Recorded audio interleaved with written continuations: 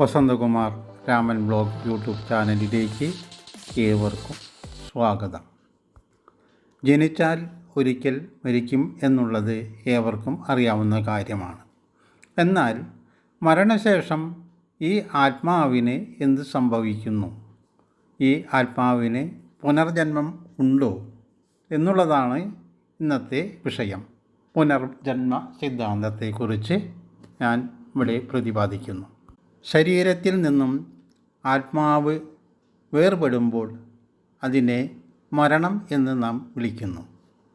മരണശേഷം ഈ ആത്മാവിന് എന്ത് സംഭവിക്കുന്നു എന്നുള്ളത് വളരെ പ്രധാനപ്പെട്ട ഒരു കാര്യമാണ്.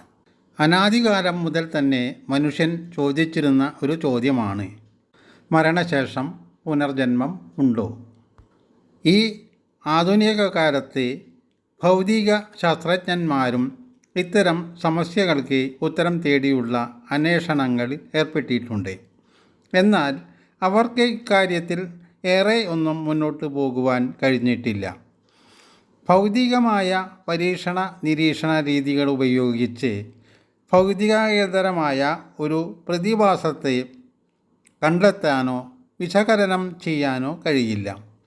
ഭൗതികശാസ്ത്രത്തിൻ്റെ ഇത്തരത്തിലുള്ള നിരീക്ഷണങ്ങളിൽ ഭൗതികശാസ്ത്രത്തിന് ഇന്ന് വരെ ഒന്നും തെളിയിക്കാൻ കഴിഞ്ഞിട്ടില്ല എന്നതുകൊണ്ട് പുനർജന്മങ്ങളില്ല എന്ന് നിഗമനത്തിലെത്താൻ കഴിയില്ലല്ലോ.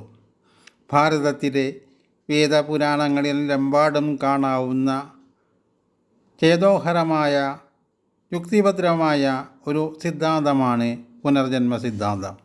ഭഗവത്ഗീതയിൽ ഇങ്ങനെ പറയുന്നു, വാസാംസി ജീർണാനി യഥാവിഹായ നവാനി ഗൃഹ്ണാതി നരോപരാണി തഥാ ശരീരാണി വിഹായ ജീർണ നൃണ്ണാനി സംയാതി നവാനി ദേഹി.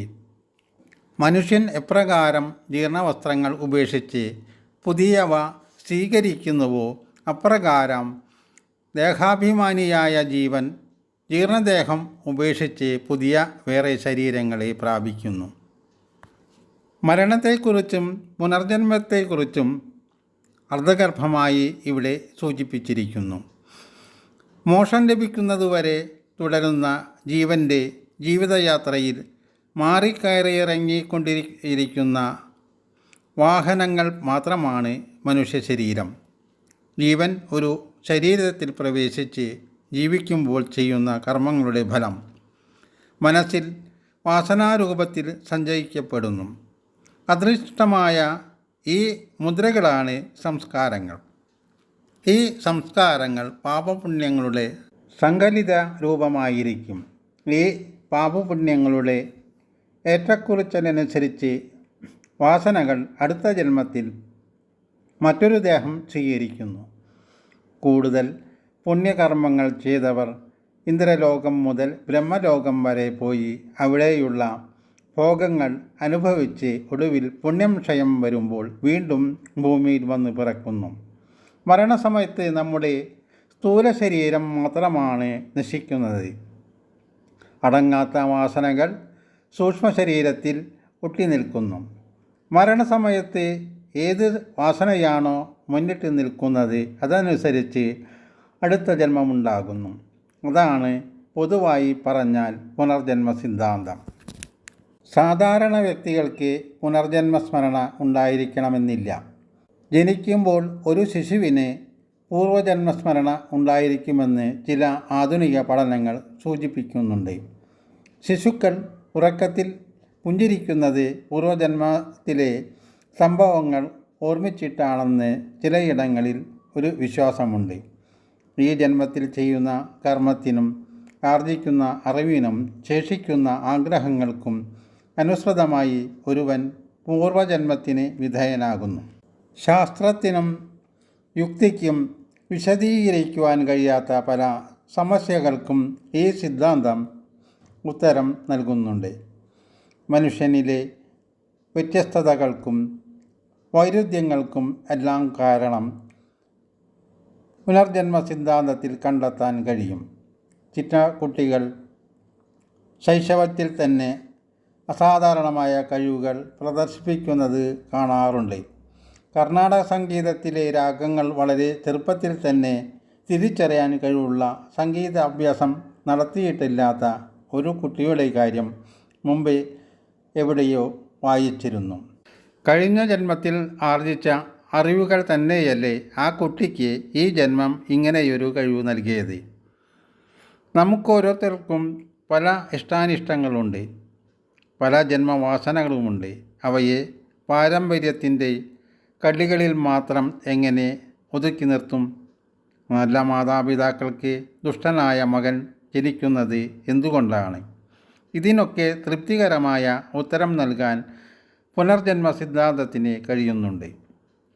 സാധാരണ ഒരു വ്യക്തിക്ക് പുനർജന്മ സ്മരണയുണ്ടാകാൻ സാധ്യതയില്ല.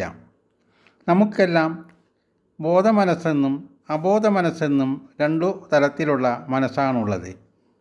വർത്തമാനകാലത്ത് പ്രവർത്തിക്കുന്ന മനസ്സാണ് ബോധമനസ്സ്. അബോധമനസ്സാകട്ടെ സാധാരണ വ്യക്തികളിൽ ഉണരാതെ ഉറങ്ങിക്കിടക്കുന്നു. ഈ അബോധമനസ്സിലാണ് ശൈശവകാലത്തെ സംഭവങ്ങളെക്കുറിച്ചുള്ള സ്മരണകൾ ഉറങ്ങിക്കിടക്കുന്നത്. ഈ അബോധ മനസ്സിൽ തന്നെയാണ് പൂർവജന്മ സ്മൃതികൾ ഉറങ്ങിക്കിടക്കുന്നതും. വ്യക്തികളെ ഹിപ്നോട്ടിക് നിദ്രയ്ക്കു വിധേയമാക്കി അവൻ്റെ ശൈശവകാലത്തെ സംഭവങ്ങൾ വെളിപ്പെടുത്തുന്ന രീതി മനഃശാസ്ത്രജ്ഞന്മാർ വികസിപ്പിച്ചെടുത്തിട്ടുണ്ടല്ലോ. പ്രസവം നടന്ന ആസ്പത്രി മുറിയിലെ വിശദാംശങ്ങൾ വരെ ഹിപ്നോട്ടിസത്തിലൂടെ വെളിപ്പെടുത്തിയ വ്യക്തികളെക്കുറിച്ച് മനഃശാസ്ത്രജ്ഞന്മാർ സൂചിപ്പിച്ചിട്ടുണ്ട്. തപസ്സിലൂടെയും സാധനകളിലൂടെയും സിദ്ധികൾ കൈവരിച്ച വ്യക്തികൾക്ക് തങ്ങളുടെ പൂർവജന്മങ്ങളെക്കുറിച്ച് ഓർമ്മിച്ചെടുക്കാൻ കഴിയും. ശ്രീകൃഷ്ണൻ ഗീതയിൽ പറയുന്നത് ശ്രദ്ധിക്കുക. ബഹുനി മേ വ്യതീതാനി ജന്മാനി തവയാർജുന തന്യാഹം വേദസർവാണി നത്വം വേദപരന്തപാം. അല്ലയോ അർജുന, എനിക്കും നിനക്കും അനേകം ജന്മങ്ങൾ കഴിഞ്ഞു പോയിട്ടുണ്ട്. അവയെല്ലാം ഞാൻ അറിയുന്നു, നീ അറിയുന്നില്ല. ഗീതയിലെ ഈ പരാമർശവും പുനർജന്മ സിദ്ധാന്തത്തെക്കുറിച്ചാണ് സൂചിപ്പിക്കുന്നത്.